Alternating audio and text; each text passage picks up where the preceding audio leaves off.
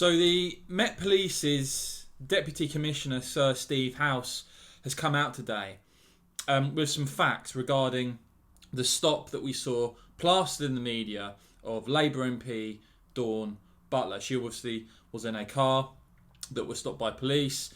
She videoed it, released some of the footage, and of course it was wall-to-wall coverage. Today, Sir Steve House, the Met Police Deputy Commissioner, has actually come out and said that it's important that when it comes to incidents like this that provoke a lot of debate, it's important that the facts are fully understood. And so he said the officers who undertook the stop were from the Violent Crime Task Force and were in the area as part of our proactive work to protect communities from violence.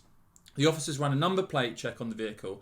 At this stage, the officers still didn't know who the occupants of the car were, including their ethnicity, because the car windows were tinted.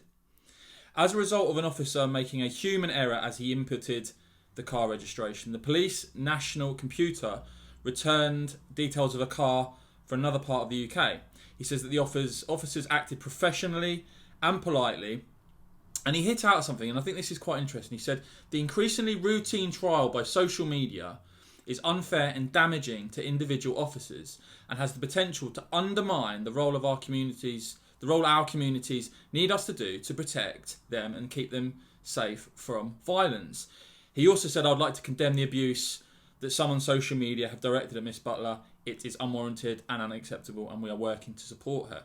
I just want to say this, guys, because it seems to almost have become fashionable at the moment to lay into the police and just constantly criticise them. But let's remember, in London in particular, the backdrop and the context to which the police officers are now policing our capital. London last weekend barely reported 3 murders, 14 stabbings, 2 bodies discovered. That's in a single weekend. That was reported by My London. More broadly, figures for the year end in March 2020, and I'm going to keep bringing these figures up, guys, because they've been little reported, and they show you the context to which police officers are having to operate and what they're having to deal with.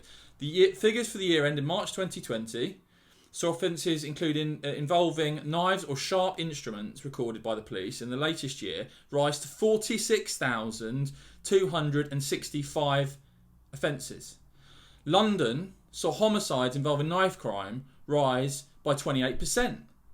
In the latest year's figures, the knife crime was 51% higher than when comparable records began back in 2011.